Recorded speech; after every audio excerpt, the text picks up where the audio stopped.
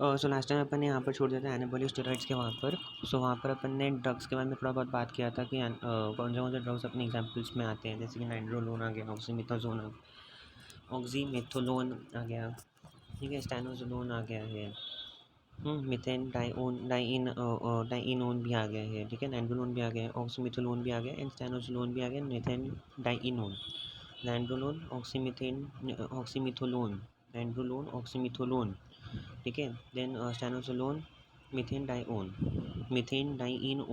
Okay, methandienone, so stanozolol, methandienone, oxymetholone and nitrolone, oxymetholone, stanozolol and methandienone, okay, this is the 4 drugs that come under anabolic steroids का जो है, ठीक है। हम लोग इसको use करते हैं इसके लिए क्योंकि इसके अंदर रियलाइजिंग साइड इफेक्ट्स नहीं है and adverse effects similar to testosterone. बाकी सारे एडवर्स इफेक्ट्स जो रहते हैं वो टेस्टोस्टेरोन के सिमिलर ही है, बस इसके रियलाइजिंग साइड इफेक्ट्स नहीं रहेंगे। दैट इज़ एक्सेस बॉडी है जो हमारे बॉडी पे आता है, फीमेल्स की बॉडी पे आता है, सॉरी हमारे किधर आता है, तो हमारे तो आता ही है because which is good for us, but in females what happens is body पे हेयर आ जाता है, excess hair, due to which is actually called as utilization. तो 17 alkyl substitutes compounds like exam जो भी है हमारे पास, oxymetholone, stanozolol, can reach jaundice and worsening your lipid profile. So जो तुम्हारे 17 अल्काइल सब्स्टिट्यूट्स है, ऑफ कोर्स यार लास्ट टाइम में अपने डिस्कस किया था that they are basically having the property, 17 alkyl substitutions जो रहते हैं, they are having property that is methyl testosterone, they are having the property to basically undergo induce or we can say cause cholestatic jaundice and hepatic carcinoma। हमने पहले भी हमने uses में ये बताया था, यूजेस भी नहीं एडवर्स इफेक्ट्स में, तो उसी को ध्यान में रखते हुए अपने ये भी याद रखना चाहिए कि और भी दूसरे 17 अल्काइल सब्स्टिट्यूशंस हैं जैसे कि ऑक्सीमिथोलोन एंड साइनोजोलोन। तो even those people can induce what is called as jaundice in a person's body, jaundice, and then lipid profile भी वर्सन हो जाती है, इससे भी लिपिड प्रोफाइल वर्सन होती ही थी पहले भी, तो अभी भी लिपिड प्रोफाइल वर्सन हो गया। हाँ, एनाबॉलिक स्टेरॉइड्स का यूजेस क्या है, कहाँ पर यूज़ कर सकते हैं हम लोग, कैटाबॉलिक स्टेट्स में, ऐसे स्टेट्स वहाँ पर जहाँ पर आपका बॉडी माल न्यूट्रिशन में जा रही हो, ओके, मसल्स ब्रेक डाउन हो रहे हो, प्रोटीन आ रहा हो, यूरिया के अंदर प्रोटीन यूरिया होने वाले हो, यूरिया के अंदर नहीं, यूरिन के अंदर, sorry, acute illness, severe trauma, major surgery etcetera are attended by negative nitrogen balance, बराबर। तो इन सभी केसेस के अंदर नेगेटिव नाइट्रोजन बैलेंस होता है, जैसे मैंने आपको बोला कैटाबॉलिक स्टेट्स में you can always see urine के अंदर protein, so in those cases protein is lost and that is when negative nitrogen balance starts, because protein के अंदर नाइट्रोजन होता है। In acute illness, then severe trauma, major surgery etcetera, okay. अच्छा, ये एक जानना होगा कि सीवियर ट्रॉमा के अंदर हमारा नेगेटिव नाइट्रोजन बैलेंस क्यों होता है। मेजर सर्जरी के अंदर तो समझ सकते हैं कि चलो मसल ब्रेक डाउन या फिर कुछ पता नहीं, आई डोंट नो, बट क्यों, ये देखना पड़ेगा, समझना पड़ेगा, तो बताता हूँ, ठीक है। सो बेसिकली अब आप सोच रहे होगे कि how does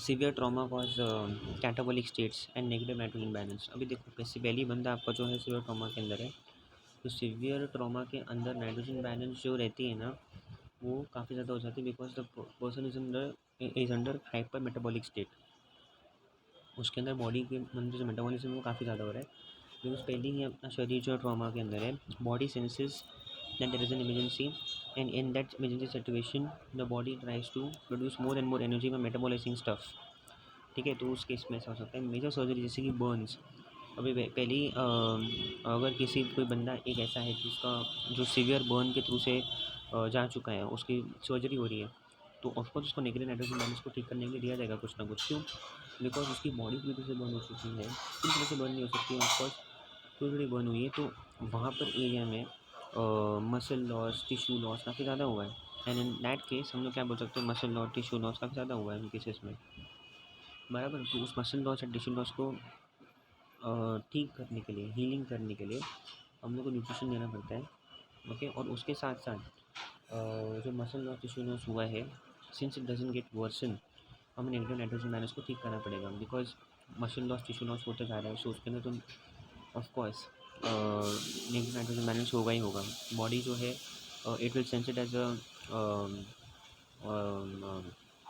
emergency as an emergency, क्योंकि बॉडी ट्राई करेगा अपनी तरफ से पहले तो न्यूट्रिशन प्रोवाइड करने के लिए उस वुंडेड एरिया को, ताकि वुंडेड एरिया जो है वो हील हो जाए।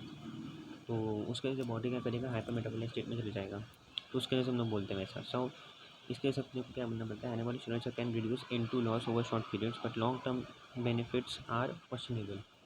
तो लॉन्ग टर्म पीरियड्स के बेनिफिट्स जो है हमने अभी तक नहीं टेस्ट किए हैं, और ये याद रखना आपको कि ऐसे बेनिफिट्स जो है हमको टेस्टोस्टेरोन के अंदर नहीं बोलने हैं, ये सिर्फ अंडर एनाबॉलिक स्टेरॉइड्स के अंदर ही आएगा इसलिए। करेक्ट है। So anabolic steroids can reduce into loss over longer over shorter period of time but not on longer period of time. वो क्वेश्चनेबल है, कभी कभी होता है, कभी कभी नहीं होता है। That is under research. Osteoporosis में only patients but bisphosphonates preferred. So osteoporosis को भी ठीक करने के लिए इनमें कुछ अपन देते हैं, बट उस केस में instead of being on these anabolic steroids we prefer giving बिस्फॉस्फोनेट्स।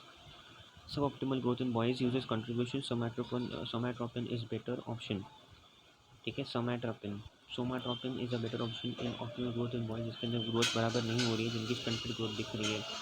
ठीक है, जिनकी मसल वेट भी नहीं बढ़ रहा है, ये नहीं हो रहा है, स्टंटेड ग्रोथ दिख रही है, स्टंटेड डेवलपमेंट दिख रही है बॉडी के अंदर। तो at that time basically what you do is you give testosterone anabolic steroid. But in those cases क्या हो जाता है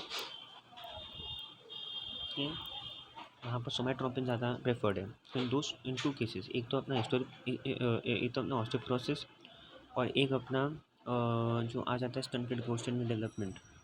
उस केस में आपको ज़्यादा करके एनाबॉलिक स्टेरॉइड्स नहीं देना चाहिए, बिकॉज वहाँ पर ज़्यादा प्रेफर्ड नहीं है ना, वहाँ पर ज़्यादा उसके इफेक्ट्स नहीं दिख रहे अच्छे खासे, क्योंकि उन केसेस में bisphosphonates for osteoporosis and stunted growth development somatropin is most preferred.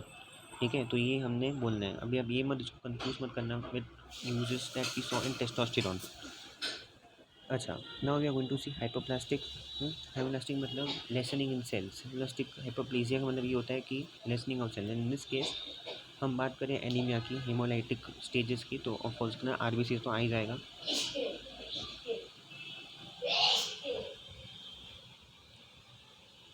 तो उन केसेस में अपने को आरबीसी काउंट जो है बढ़ाना पड़ता है बाय, बट उन केसेस में भी प्रेफर्ड यही है कि आप एरिथ्रोपोएटिन दिया करो। इसमें लिखा हुआ ना, however erythropoietin therapy is more effective in such conditions. हम लोग सोच रहे हैं कि हम लोग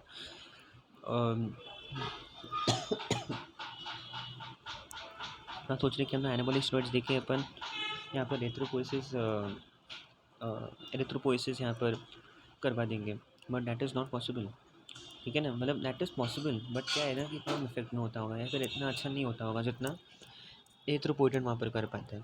ठीक है, तो 3 ऐसे इफेक्ट्स दिख रहे जहाँ पर यूज़ तो कर सकते हैं एनाबॉलिक स्टेरॉइड्स को, बट ज़्यादा करके कुछ और केमिकल्स यहाँ पर काम में आ जाते हैं। अभी जो 3 कौन से थे, एक तो ऑस्टियोपोरोसिस था बराबर, सेकंड वाला अपना कौन सा था, सेकंड वाला जो था ऑस्टियोपोरोसिस, हाँ फर्स्ट वाला तो ऑस्टियोपोरोसिस था बराबर, इसके अंदर अपन बोलते हैं कि बिस्फॉस्फेट्स आर मोस्ट प्रेफर्ड। फिर दूसरा वाला था जिसके अंदर स्टंटेड ग्रोथ स्टंटेड डेवलपमेंट होती थी, उसके अंदर अपन ने बोला था कि somatropin is best preferred under in boys, छोटे बच्चे या फिर टीन्स के एज में जो है बच्चे बराबर। और थर्ड जो हमने देखा है दैट इज़ आरबीसी का कम हो जाना, that is your hypoplastic stages, haemolytic stages of RBC, anaemic stages, malignancy related anaemic stages. तो वहाँ पर अपने वापस से कौन अच्छा खासा चाहिए। सो दोज केसेस बेसिकली आप एरिथ्रोपोएटिन से काम कर सकते हो, एनाबॉलिक स्टेरॉइड से भी काम कर सकते हो, बट एरिथ्रोपोएटिन देना वहाँ पर प्रेफर्ड है।